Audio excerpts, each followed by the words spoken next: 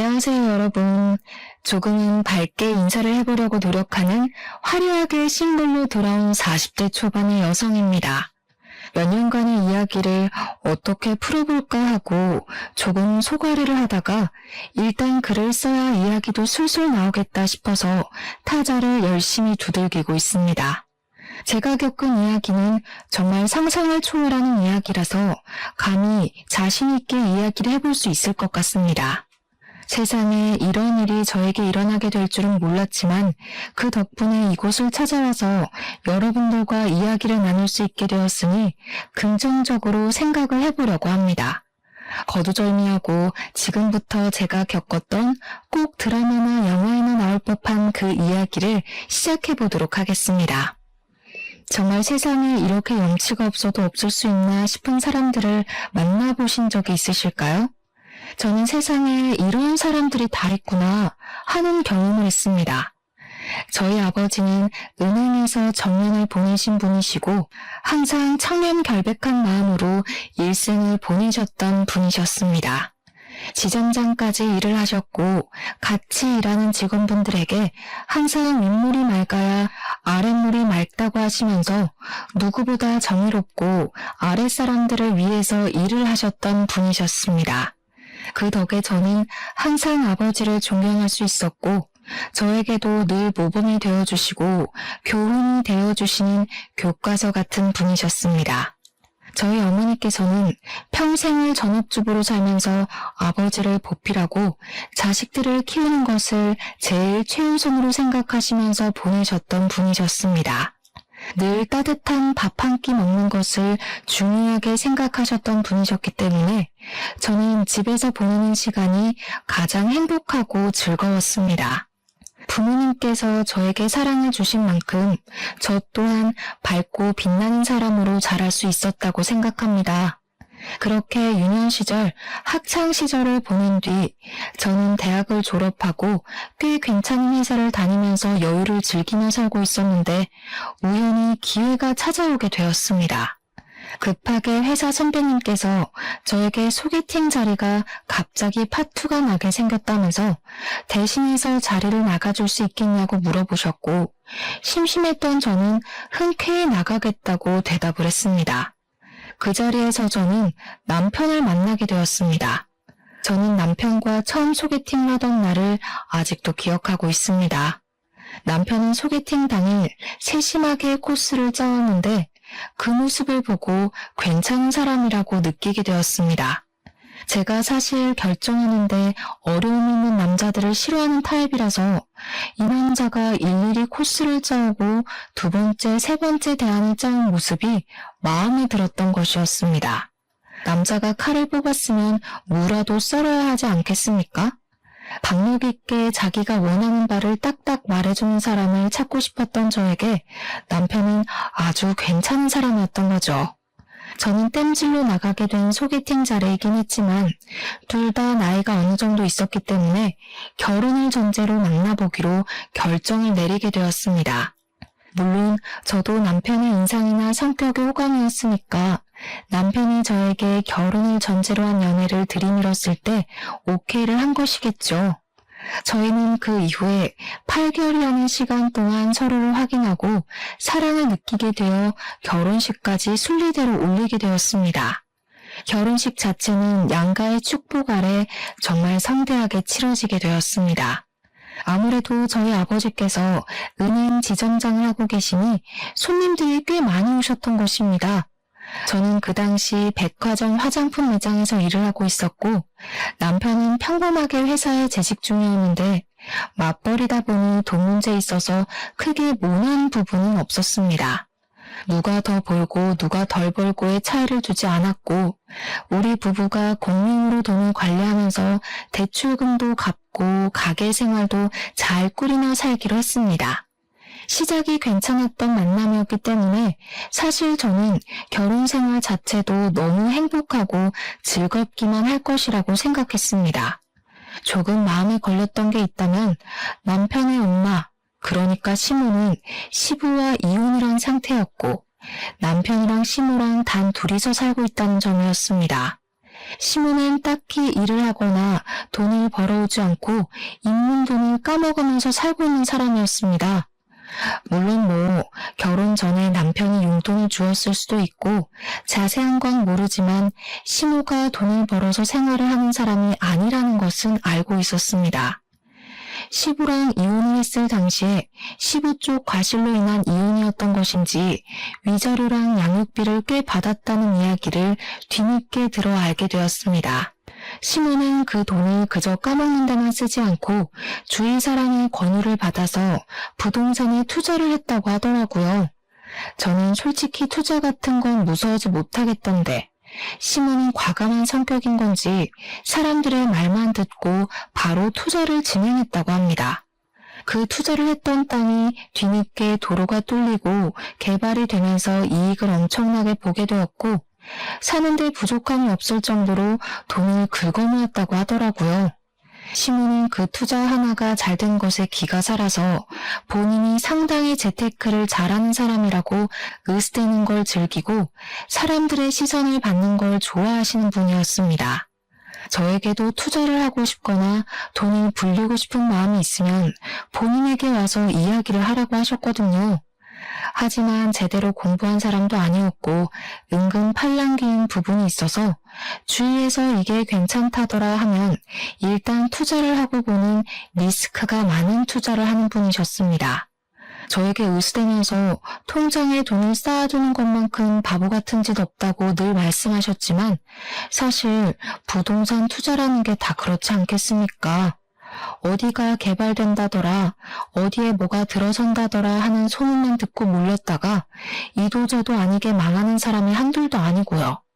그냥 시모는 우연히 주워들은 정보를 가지고 투자를 했던 땅이 재개발이 되면서 로또를 맞은 케이스, 그 이상 그 이하도 아니었습니다. 저는 저희 아버지께서 은행에서 오래 일을 하셨기 때문에 아버지의 투자 방식이 훨씬 더 마음에 들고 안정적이라고 생각을 하고 있었습니다. 단지 수익률은 시모보다 떨어질지 몰라도 아버지께서는 단돈 10,000원을 벌어도 손실이 나지 않는 곳으로 최대한 알아보고 일을 하셨습니다. 시모는 그런 단순한 노력도 없으면서 자기가 벌었던 돈에 대한 뽕으로 취해 사시는 분이었고요. 아무튼 집은 반반 대출로 얻게 되었는데 아버지가 일하시는 은행을 통해서 조금은 손쉽게 대출을 받아 얻을 수가 있었습니다. 사실 저희 부모님께서는 돈 싸들고 있어봐야 뭐하냐, 죽어서 들고 갈 것 아니라며 조금 도와주시겠다고 하셨지만 그 부분은 제가 딱 잘라 거절을 했습니다. 왜냐하면 돈이 있다고 투자를 외치시던 시모가 집을 구할 때가 되자 저희에게 단 한 푼도 도와줄 수 없다고 선언을 하시고는 바라지도 말라고 하셨거든요. 세상에 아파트를 매매하는 것만큼 실패한 투자가 없다면서 집값은 어떻게 될지 모르는 거라고 손해보기 싫다고 하셨습니다. 시모의 마음도 이해가 가지 않는 것은 아니었지만 아들이 결혼하는데 너무 매정한 것 같아서 서운함이 느껴지기도 했었습니다. 시모가 도와주지 않겠다고 선언을 한 상태에서 저희 부모님께서 도와주시겠다고 하셨고 저도 억울한 마음이 드는 것이 싫어서 거절을 했던 것이었습니다. 남편에게도 서로 양가해서 돕지 않겠다고 했으니 정확하게 반반 결혼을 하자고 했고 허례허식은 피하기로 결정을 내렸습니다. 하지만 인생사라는 게 저희 두 사람의 생각과 계획대로만 착착 진행이 될 리가 없지 않겠습니까? 언제는 저희에게 한 푼도 도와줄 수 없다고 딱 잘라 거절을 했던 시모가 어떻게 결혼을 하면서 시댁에 아무것도 안 할 수가 있냐고 하시더라고요. 한마디로 본인이 돈 쓰는 건 죽어도 싫지만 받을 수 있는 건 다 받아야겠다고 외치는 놀부심보를 가진 사람이었던 것입니다. 저는 시모가 도와주지 않겠다고 먼저 이야기를 했었기 때문에 사실 받아칠 수 있는 말은 넘치고 넘쳤습니다. 하지만 더 골머리를 썩는 일이 생기게 되었는데 남편의 친부에게서 저에게 바로 연락이 온 것입니다. 누군지도 모르는 번호로 전화가 와서 조심스럽게 받았더니 다짜고짜 저에게 큰 소리로 화를 내시더라고요. 결혼을 한다는 소식을 들었는데 왜 아직까지도 인사를 드리러 오질 않아? 지금 나를 무시하는 거 뭐야? 며느리가 되어서 시합이 될 사람한테 제깍제깍 와야지. 저는 당연히 그 전화를 받고 너무나도 어이가 없었습니다. 남편도 시모도 저에게 남편이 친부에게 인사를 드리러 가야 한다고 언지를 해준 적이 없었기 때문이었습니다. 두 분이 이혼했다는 이야기만 들었지 그 외의 소식을 전혀 들은 게 없는데 어느 누가 친부에게 인사를 드리러 가야 한다고 생각을 하겠습니까? 시댁에서 저에게 언지를 주었다면 저도 준비를 해서 시부를 만나러 갔겠지만 남편조차도 본인 친부에게 인사를 드릴 생각을 하지 않는데 제가 나서서 해야 하겠습니까? 결국 남편과 상의를 한 끝에 친부라는 사람을 만나러 가게 되었는데 저를 아래 위로 훑어보면서 남편에게 말도 안 되는 소리를 하시더라고요. 곰곰이 생각을 해봤는데 말이야. 아무리 양육권 친권을 그 여자가 가져갔다고 하지만 결혼식 같은 중대한 자리에는 엄마보단 아빠가 하는 게 낫지 않겠냐? 내가 친아비인데 혼주석에 앉지 못할 이유가 전혀 없지 않겠냐 이 말이야. 곰곰이 한번 생각을 해봐라. 아무리 그래도 엄마가 앉아야 하지 않겠어요? 네 어미가 혼주석에 앉겠다고 하든 내가 새장가 들은 거 너도 알지? 내 부인이랑 같이 혼주석에 앉는 것도 나쁘지 않을 것 같은데. 저는 그 대화를 듣고 정신이 멍해지는 기분이 들었습니다. 지금의 남편을 평생 키우고 함께 살았던 시모의 자리에 새엄마를 앉히고 싶다고 말을 하는 시부. 그런 사람을 누가 이해할 수 있겠습니까? 제가 그때라도 이 집안이 상당히 콩가루구나, 정상이 아니구나 하는 걸 느꼈을 때 도망을 쳤어야 하는데 말입니다. 사람은 참 미련하고 바보 같은 동물이지 않겠습니까? 이미 신혼집도 다 구해준 상황에서 그냥 이 상황을 모면해야겠다는 생각밖에 들지 않았기에 저는 필사적으로 대화를 다른 주제로 돌리려고 애를 썼습니다. 그런데 이 바보 같은 남편놈이 무슨 생각으로 그런 소리를 한 건지 시모한테 가가지고 시부 이야기를 고스란히 전달을 한 게 아니겠습니까? 이야기를 전해들은 시모는 노발대발 난리를 치면서 그 정신나간 인간이 노망이 난 것이 틀림없다며 분노를 감추지 않았습니다. 자기가 도대체 애 키우는데 뭘 해주는 게 있다고 혼주석에, 그것도 새 마누라랑 앉겠다고 난리야 난리를. 아버지 말로는 엄마가 어차피 재혼도 안 했는데 혼주석 한 자리를 공석으로 두느니 두 부모가 있는 아버지 쪽에 앉는 게 모양새가 낫지 않겠냐고. 그 져죽여도 시원치 않을 인간이 노망이 났네. 노망이 났어.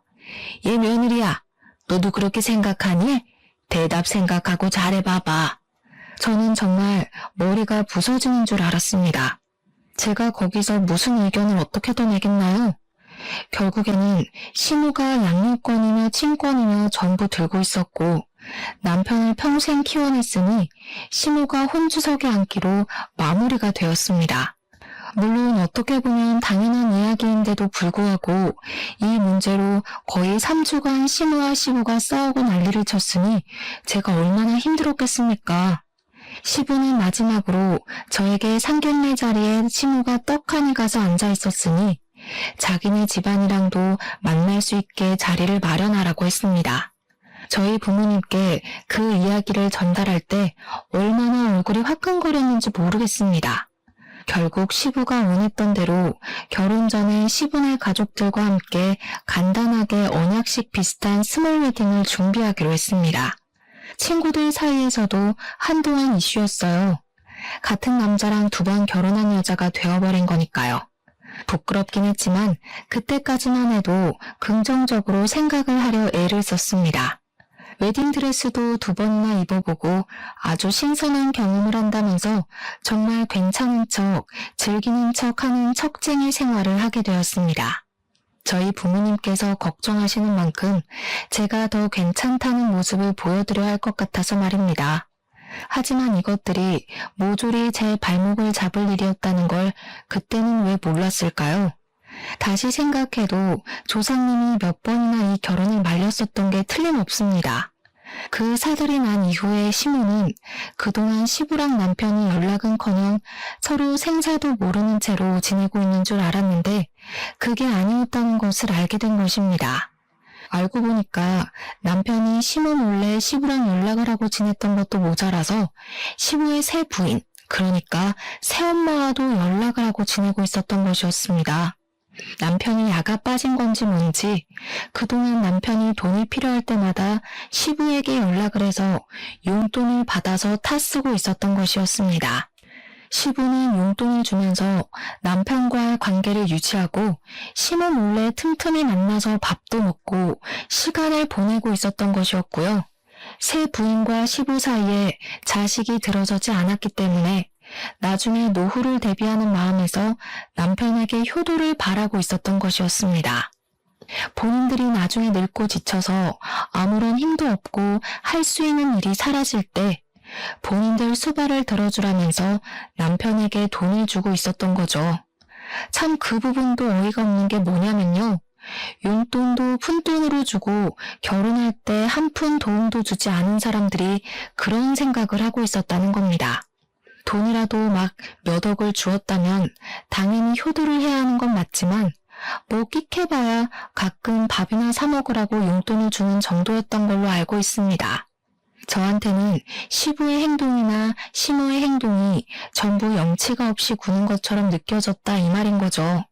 게다가 저에게 용돈을 줬던 것도 아닌데 왜 우리 부부가 효도를 하길 바라는 건지 이해를 할 수 없었습니다. 나중에 이 사정에 대해 저희 집에서 전부 다 알게 되었고 정신 나간 거 아니냐는 부모님의 격한 반응이 나오기도 했었습니다. 제가 걱정을 하고 고민을 할 때마다 남편은 저를 안심시키면서 걱정하지 말라고 본인이 알아서 다 해줄 테니까 안심하라고 했었습니다. 하지만 여러분, 그 말이 그대로 잘 지켜졌다면 제가 왜 굳이 이 공간을 찾아와 이렇게 사연을 적어가고 있겠습니까? 시모고 새 부인이고 할 거 없이 저에게 연락이 와서는 주말에 뭐 할 예정이냐? 결혼도 했으니 둘이서만 놀지 말고 가족들끼리 같이 밥을 먹자고 권유를 하셨습니다. 시부의 새 부인이 저에게까지 연락을 뻗친다는 걸 알게 된 시모는 제가 그 가족들을 만나는 것은 자기를 무시하는 처사라고 절대 가지 말라고 반대를 하셨습니다. 사실 반대를 안 하셨어도 안 갔을 자리이긴 하지만 그 핑계를 대면서 시모는 주말에 저희 집에서 늘어붙기 시작하셨습니다. 아침에 찾아와서 오늘 어디 나갈 예정이냐 아니면 집에 있자 하시고는 제가 누구랑 연락을 하는지 꼼꼼하게 살펴보셨습니다. 저희 부모님께 이 고충을 토로했더니 제 걱정에 밤에 잠이 안 온다고 하시더라고요. 참 제가 못난 딸이죠. 신혼생활을 시작한 이후에 주말에 시모가 저희 집에 찾아오지 않는 날이 없을 정도로 매번 저희 신혼집을 방문하셨습니다. 이유는 뭐 당연히 시부와 새 부인을 만나지 말라는 명목이었으나 실상은 조금 달랐습니다. 주말마다 저희 집에 와서 살림에 참견을 하고 저를 못 시켜 먹어서 안달이 난 사람처럼 구는 것이 아니겠습니까? 예, 우리 아들이 얼마나 집에서 밥을 잘 먹고 다니는지 궁금해 죽겠으니까 밥이나 한번 거하게 차려봐라. 아니 그나저나 얘야, 집안 꼴이 도대체 이게 뭐니? 여자가 바깥일을 한다고 해도 청소는 잘하고 살아야 하지 않겠니? 이것부터 치워봐라. 그리고 집에 어떻게 과일이 하나도 없을 수가 있어. 우리 아들이 과일을 얼마나 좋아하는데. 물론 제가 맞벌이라는 이유로 집안 청소를 게을리한 것도 인정을 하고요. 제가 과일을 별로 좋아하지 않아서 사다 놓지 않은 것도 인정을 하는 부분입니다. 하지만 청소는 남편이 해도 상관없는 부분이고 더군다나 자기가 먹고 싶으면 사다 먹으면 되는 거 아닌가요? 저에게는 기준과 잣대를 두고 이야기를 하는 시모가 이해가 가지 않았고 그런 잔소리를 더 이상 듣고 싶지 않았습니다. 결국 이런 생활이 3개월 동안 내내 반복이 되자 저도 더 이상은 참을 수가 없어서 시모에게 냅다 소리를 지르면서 이야기를 했습니다. 그리고 시모에게만 해봐야 소용이 없다는 것을 깨닫고 시부에게도 연락을 드려서 말을 하게 되었습니다. 제가 한 이야기의 요점은 결혼식 혼주석에 앉은 게 시모이듯 남편을 평생 키운 사람은 시부가 아니라 시모인 건 틀림없다. 그러니까 우리가 최소한의 도리만 하고 살 수 있게 서로 양해를 해달라는 말이었습니다. 시모가 계속 시부에게 신경을 곤두세우니 가운데서 새우등 터지는 건 저뿐이었거든요. 제가 언제까지 양쪽의 눈치만 보면서 살 수는 없지 않겠습니까? 시모와 시부한테도 서로 알아듣게 잘 이야기를 했으니 주말에는 제발 집에서 가만히 시체처럼 쉴 수 있게 도와달라고 읍소를 했습니다. 정말 저희 부모님께도 그렇게 애원을 해본 적이 없는 것 같은데 말입니다. 제 말은 서로 제발 신경을 곤두세워서 누구한테 더 잘하네 마네 이런 소리 하지 마시라는 거예요. 저희도 이제 부부간의 생활을 시작하게 되었으니 존중해 주셨으면 좋겠습니다. 저희 부부 맞벌이로 일을 하고 있는데 저도 쉴 시간이 필요하다고요.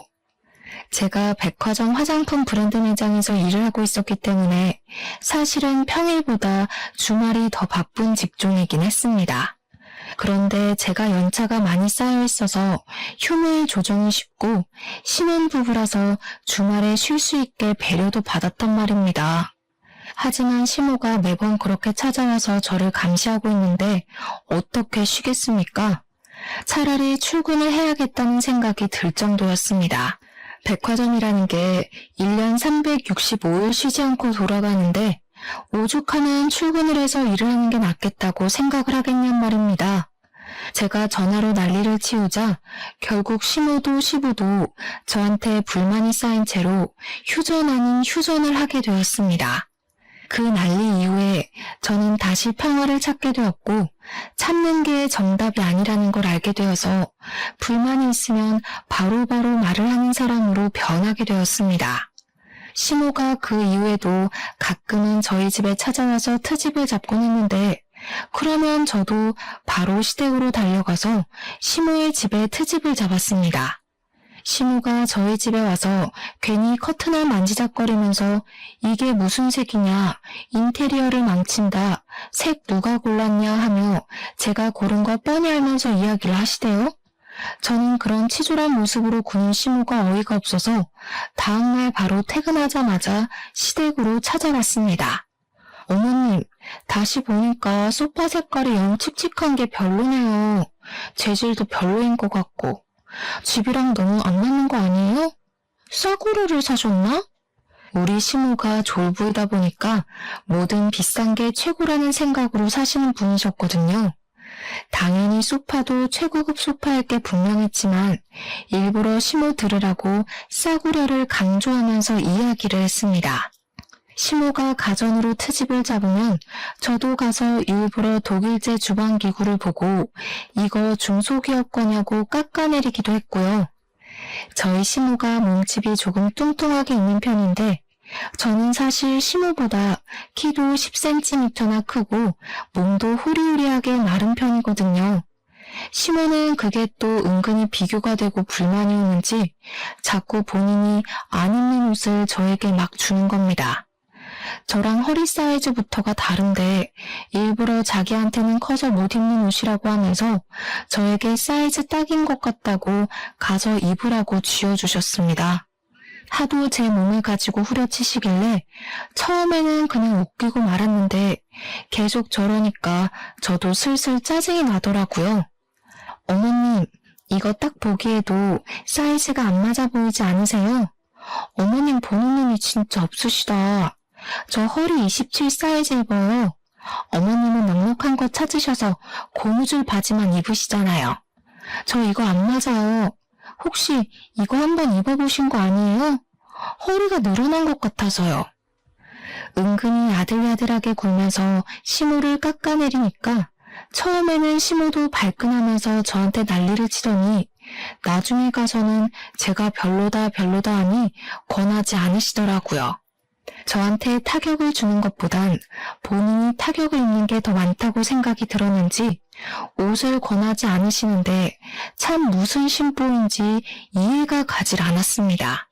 그렇게 결혼 생활에 날을 세운 지도 2년이라는 시간이 지나가고 어느 날 친정아버지께서 정년퇴직을 하시게 되었습니다. 정년퇴직을 한 이후에는 퇴직금을 넉넉하게 받았기 때문에 그 돈을 어떻게 굴릴까 고민을 하시다가 친구분과 사업을 시작하셨습니다. 마스크 사업을 시작하시게 되었는데 그 이후에 전염병이 크게 돌면서 마스크 대란이 일어나게 되었던 것입니다. 아버지의 사업은 갑자기 급성장을 하게 되고 공장을 24시간 돌리면서 뽑아낸 마스크들은 불티나게 팔리기 시작했습니다. 오죽하면 24시간을 돌려도 수량을 맞추지 못할 만큼 바빠졌습니다.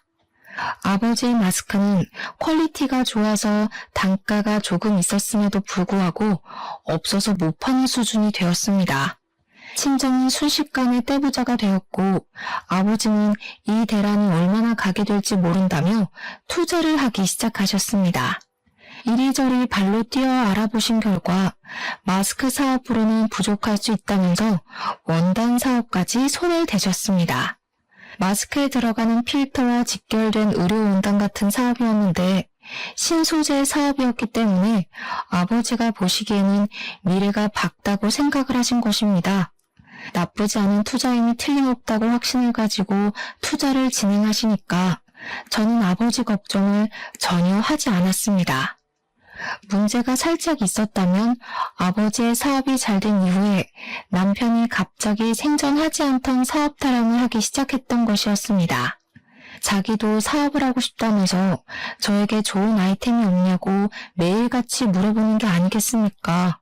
저는 솔직히 당황스러웠습니다. 자기 사업 아이템의 구상조차 못하는 사람이 갑자기 무슨 사업을 하겠다고 타령을 하는지 말입니다.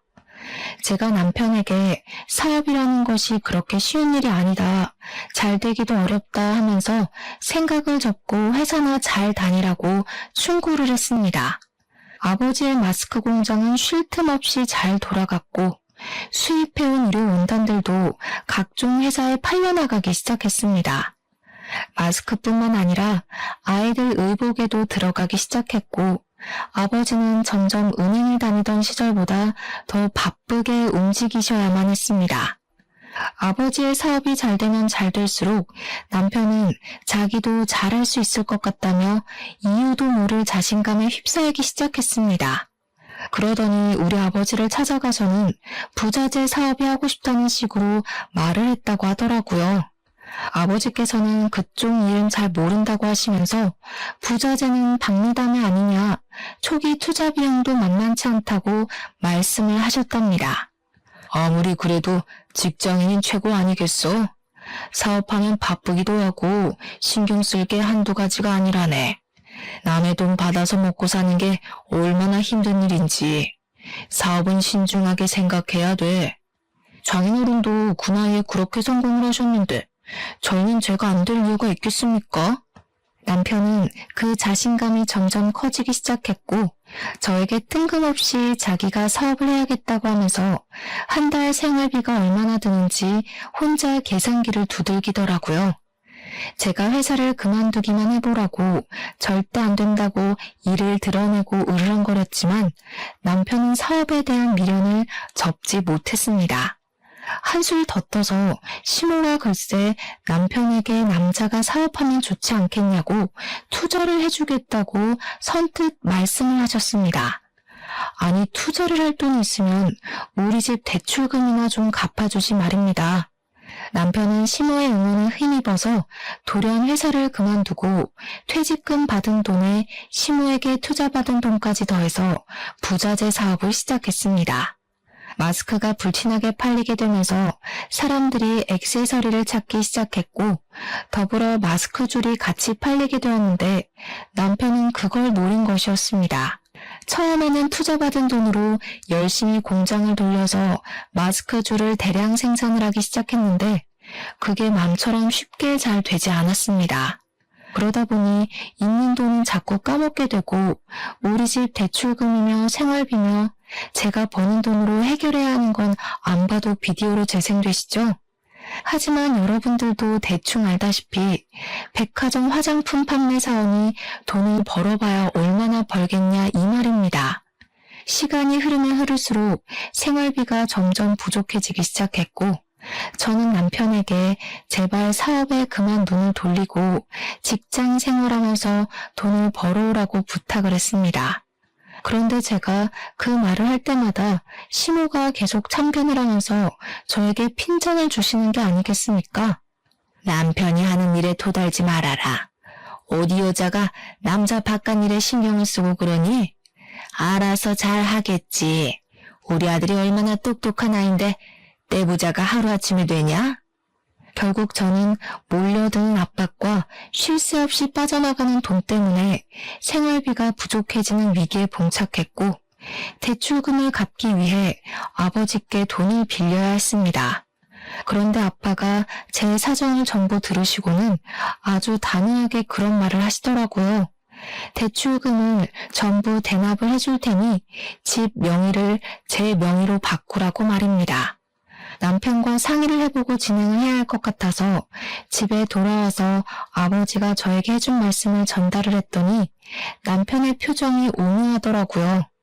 남편은 사업이 만만치 않음을 느끼고 좌절해가고 있었던 시점이었는데 아버지께서 집 대출금을 전부 갚아준다고 하니까 명의 따위 바꾸는 게 뭐가 대수냐고 당장 하라고 하더라고요. 그 이야기를 들은 시무만 뾰루통에 있었습니다. 대출금 갚아주신다니까 감사하긴 한데 명의는 왜 바꾸라고 하시냐? 누가 그 집 홀라당 까먹는다냐? 또 모르죠. 나중에 집 담보대출이라도 잡히면 큰일이지 않겠어요? 그 뒤로는 시모 말도 깡그리 무시했죠 뭐. 시모고 시부고 집 갚는데 돈 한 푼 안 보탠 사람이 무슨 할 말이 많다고 그렇게 참견을 해대는지. 아무튼 남편의 사업은 1년 가까이 침체기를 맞이하다가 아주 예상도 못한 시점에 갑자기 대박이 터지게 되었습니다. 그건 바로 남편이 외국의 캐릭터의 액세서리를 무리하게 계약을 해가지고 국내에 들여오게 되었는데 정말 뜬금없는 타이밍에 그 캐릭터가 인기를 얻게 된 것입니다. 국내에서 입소문을 타고 유명해지기 시작하자 팔리지도 않던 부자재가 미친 듯이 팔리기 시작했습니다. 남편은 마스크줄 판매를 바로 접고 그 캐릭터의 액세서리 위주로 공장에서 물건을 찍어내고 납품을 시작하게 되었습니다. 사업이라는 게 정말 한 치 앞도 예상할 수 없는 일이더라고요. 남편의 사업이 언제 침체기를 겪었냐는 듯이 갑자기 승승장구를 하게 되었습니다. 근데 우리 남편이 그 캐릭터를 무리해서 계약했을 당시 돈이 없어서 우리 아버지에게 투자금을 빌린 적이 있었습니다. 저는 아버지에게 이 사람이 다시 직장에 다니는 것이 좋겠다, 도와주지 말라고 이야기를 했었는데 아버지는 사업을 시작했으면 실패도 겪어봐야 성장하는 법이라고 하셨습니다. 그래서 꽤 큰 돈을 턱 빌려주셨는데 그 돈이 무려 2억이나 되었습니다. 그 캐릭터가 사실 해외에서도 그다지 인기가 있었던 캐릭터는 아니라서 부자재를 거의 독점으로 들여오는데 그 돈이 필요했던 것입니다. 그걸 아버지한테 빌려서 계약을 하게 되었는데 이젠 뭐 그 돈을 갚고도 남을 만큼 매출이 훌쩍 뛰게 되었습니다. 그런데 정말 반전으로 그때 저희 아버지의 사업이 갑자기 내리막길을 걷게 되었습니다. 아버지께서 신소재 쪽으로 완전히 눈을 돌렸는데 대기업에서 아버지의 사업 아이템을 훔쳐서 장사를 하기 시작한 것입니다. 대기업을 어떻게 개인 사업자가 이길 수 있겠습니까? 거래처는 물론이고 홍보며 소재 개발까지도 싹 대기업에 빼앗기게 되었습니다. 그때쯤 마스크 사업도 공장들이 풀가동을 하면서 수요가 확 줄게 되었고요. 아버지의 사업이 크게 휘청하게 되었는데 남편의 사업은 나날이 고공행진을 하고 있었습니다. 남편은 독하게도 남편의 공장이 아닌 다른 공장에서 카피해서 판매를 하는 그 캐릭터들을 전부 신고해서 완전히 시장을 독점하고 있었습니다. 인터넷에서 판매되고 있는 짝퉁 제품들을 하나하나 찾아서 신고를 하고 판매 중지를 걸고 있었던 것입니다.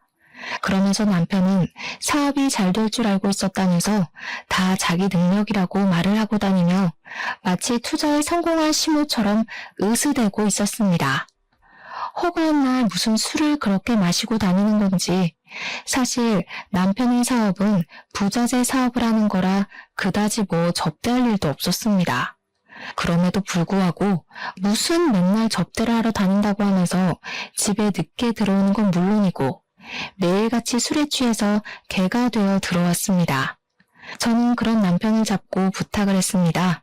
지금 우리 아버지의 사업이 많이 힘들다고 하는데 돈을 좀 빌려주면 안 되겠냐고 말입니다. 사실 남편도 저희 아버지에게 투자금을 빌린 게 있으니 갚아야 하는 게 도리 아니겠습니까? 그러자 남편은 자기도 많이 버는 것 같지만 직원들 월급 주고 하면 남는 게 없다면서 조금만 더 기다려보라며 자리를 회피하길 반복하더라고요. 아버지의 공장이 굴러가고 있긴 했지만 자꾸만 적자가 나는 상황이었고 결국에는 공장을 정리해야 할 것 같다고 이야기를 하셨습니다.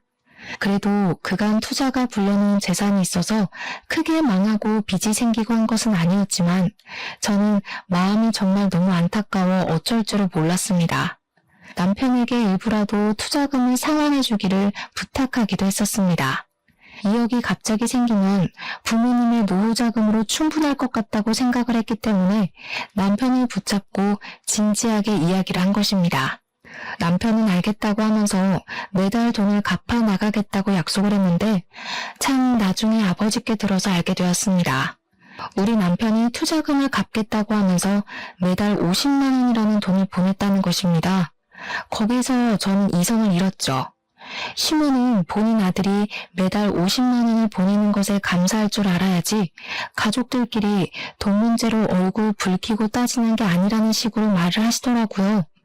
저는 남편이 우리 아버지에게 빌린 돈을 갚아야 하는 건 당연한 거다. 어려울 때 도움을 받았으니 우리 아버지 사업이 어려울 때 도와야 하는 거라고 했습니다. 하지만 시모는 저의 그런 생각 자체가 틀려먹은 것이라고 이야기를 하는 것이 아니겠습니까? 하루는 시모가 우리 집에 참견을 하러 오셨다가 지갑을 두고 가시는 바람에 제가 시모의 집으로 오랜만에 방문을 하게 되었습니다. 사실 지갑만 두고 나오려고 했는데 현관에 있던 주문이 바뀐 걸 보고 우아해서 집으로 들어가게 되었습니다. 저 정말 너무 깜짝 놀랐잖아요. 시모네 집 가구며 가전이며 전부 새 걸로 싹 바뀌어 있었거든요. 어머님, 이게 다 뭐예요? 집 인테리어가 싹 바뀌었네요. 그러니까 시모가 갑자기 동공이 막 흔들리면서 너무나도 당황을 하시는 게 아니겠습니까? 그냥 바꿨으면 바꿨다고 하면 되는데 말입니다. 그 순간 저에게 촉이라는 게 싹 꽂혀 들어왔는데 냉장고, TV, 공기청정기, 세탁기, 건조기, 청소기 전부 새 것으로 바뀐 게 시모가 무슨 돈이 있어서 이걸 다 샀나 싶더라고요. 물론 시모도 바꾸려면 한 번에 바꿀 재력이 없는 건 아니지만 평소에 가전 바꾸는 것에 그다지 신경을 쓰지 않던 분이셨거든요. 이거 혹시 전부 남편이 바꿔준 거예요? 아니, 우리 아들이 혼자 사는 내가 적적해 보인다고 사줬다 왜? 너무 당당하게 이야기를 하시는데 우리 아버지한테는 돈 없다고 한 달에 고작 50만 원 보내는 주제에 몇백, 아니 몇천만 원을 줘가면서 시댁 가구를 바꿔준 게 말이 됩니까? 그것도 멀쩡하게 잘 쓸 수 있는 상품들을. 죄다 새 걸로 교체를 했다는 게 사치 그 이상도 이하도 아니게 느껴졌습니다. 저는 그때 남편에게 정말 조금 남아있던 정까지 모두 다 털려버렸습니다. 저는 바로 친정으로 찾아가 이 모든 사실을 이야기를 했습니다. 아버지, 나 이혼하고 싶은데 지금 살고 있는 집 명의가 제 명의지 않겠어요? 그러니 이혼하고 이 집 팔아서 아버지 사업 급한부를 끄면 어때요? 아버지께서는 제가 이혼하고 싶어하는 이유에 대해 쭉 들어보시더니 곰곰이 생각을 하기 시작하셨습니다. 한참 뒤에 벌떡 일어나셔서 저에게 무슨 종이를 하나 내밀면서 도저히 괘씸해서 안 되겠다고 이대로 이혼만 하면 억울하지 않겠냐고 하시더라고요. 그 종이를 읽어보니까 변호사 공증까지 받은 차용증이 아니겠습니까? 자세한 내용에는 남편에게 빌려주었던 돈에 대한 차용증과 그 투자금을 갚지 못할 경우 남편의 회사에 지분을 행사할 수 있다는 공증이 적혀 있었습니다. 애초에 사업을 허투루 하지 않으시는 아버지의 성격이 고스란히 묻어나는 대목이기도 했습니다. 어떤 경우가 올지 몰라서 미리 그 지분에 대한 영향력을 행사하겠다고 변호사 공증을 받아놓으셨고 사업을 처음 시작한 남편은 뭣도 모르고 도장을 찍은 겁니다. 아버지께서는 그동안 딸의 집안 살림살이에 보탬이 되길 바래서 그동안 권리 행사를 할 생각을 하지 않았던 것이라고 하셨습니다. 하지만 이혼을 이야기한 마당에 이런 것이 다 무슨 소용이냐고 지켜만 보고 있을 순 없다고 하셨습니다. 그러더니 남편에게 친정으로 오라고 부르셨고 이 모질이 같은 남편은 상황 파악도 전혀 하지 못하고 친정에 와서 떵떵거리더라고요. 제가 월 50만 원 드리는 걸로 부족해요? 사업 실패할 걸 생각하시고 움직이셨어야죠. 어떻게 마냥 사업이 잘 되기만 하겠어요? 미리미리 대비를 하셨어야지. 제가 그 말에 너무 화가 나서 부들부들 떨고 있는데 저희 아버지께서는 태연자약하게 이야기를 하시더라고요. 우리 딸이 자네랑 이혼을 하겠다고 하는데 내가 자네의 만행을 언제까지 지켜봐 줄 수 없지 않겠나? 이거 기억나지? 그러면서 미리 준비해 두셨던 차용증 서류를 꺼내서 남편의 얼굴 앞에 떡하니 들이미셨습니다. 남편이 그걸 읽더니 무척이나 당황해하면서 머리를 긁더라고요. 저도 기억이 나긴 하는데요. 이것도 당장 갚을 돈이 있어야지 갚지 않겠습니까? 아시다시피 저도 매달 50만 원 드리는 게 버거워서요. 갑자기 태도를 바꾸는데 헛웃음이 나더라고요. 이렇게 염치도 없고 눈치도 없는 새끼랑 그 시간을 어떻게 버티며 보낸 건지 참으로 제가 미련스럽고 바보같이 느껴졌습니다. 아버지께서는 오히려 여유롭게 남편에게 이야기를 하셨습니다. 그럼 내가 사업에 대한 권리를 찾아오는 수밖에 없겠구먼. 투자금 2억에 대한 기본 35%만큼의 권리를 행사하도록 하겠네. 수익도 당연히 그만큼 나에게 나눠야 할 것이고 자네가 하고 있는 캐릭터 사업에 대한 저작권 또한 나눠 가지는 게 좋겠군. 아니, 35%나 행사를 하시겠다고요?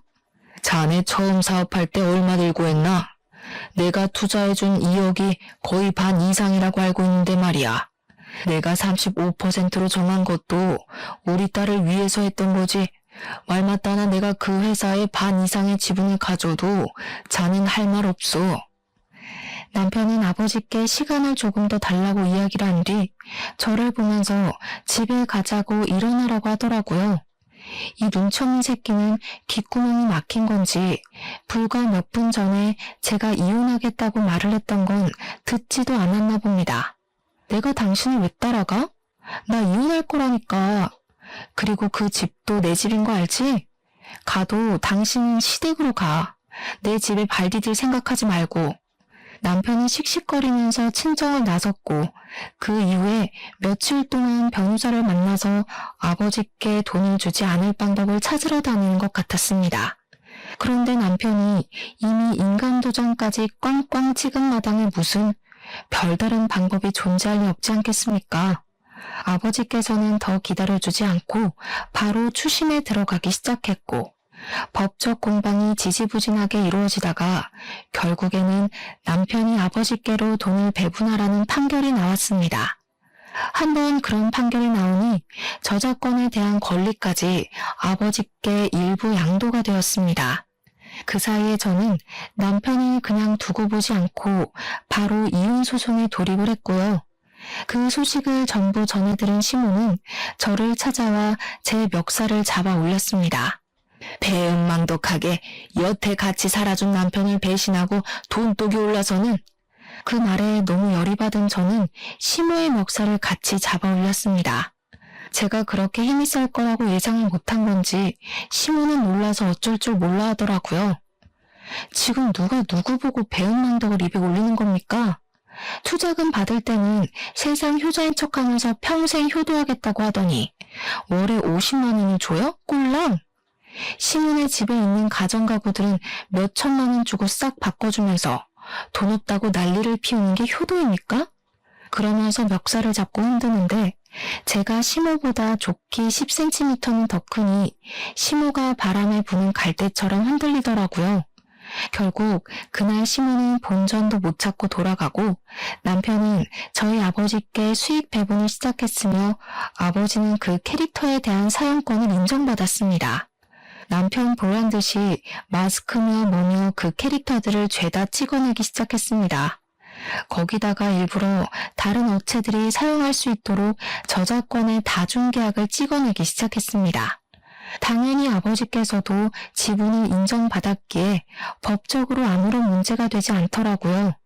당연히 이쪽 저쪽 업체마다 아버지께 연락이 와서 캐릭터의 사용권에 대한 계약을 하기 시작했고, 시장에 별로 풀리지 않았던 상품들이 마구잡이로 쏟아지기 시작했습니다. 공급되는 양이 늘어나니까 당연히 남편의 사업권 또한 똥값이 되었습니다. 아버지께서는 그 틈에 사업을 전부 정리하셨고, 저 또한 값이 오른 신혼집을 팔아서 정리하고 친정으로 들어왔습니다. 전부 다 정리를 마치고 나니까 직원들 퇴직금을 전부 정산해주고도 넉넉하게 먹고 살 만큼의 돈이 남더라고요. 남편은 그 이후에 점점 입지가 좁아지기 시작했고, 캐릭터 사업으로 인해 갑질을 했던 부분으로 인해 사업에 차질이 생겼습니다. 남편의 사업이 빚더미에 앉자 시모가 땅 투기를 해서 벌어두었던 돈까지 모두 날렸다고 하더라고요. 시부는 당연히 손댔고요. 사람의 은혜를 받았으면 당연히 베풀 줄도 알아야 하는 것 아니겠습니까? 염치도 없는 인간들이 제대로 벌받은 거죠. 개구리 올챙이적 시절 기억 못한다고 남편과 시모가 결국 이 사달이 나서 쫄딱 망할 줄 알았습니다. 제 속이 시원해지고 나니까 이렇게 속풀이 사연도 올려볼 수 있게 되었네요. 모쪼록 평안한 하루 보내시고 받은 게 있으면 그만큼 베풀 줄도 아는 여러분이 되길 바라면서 이만 글을 줄이겠습니다.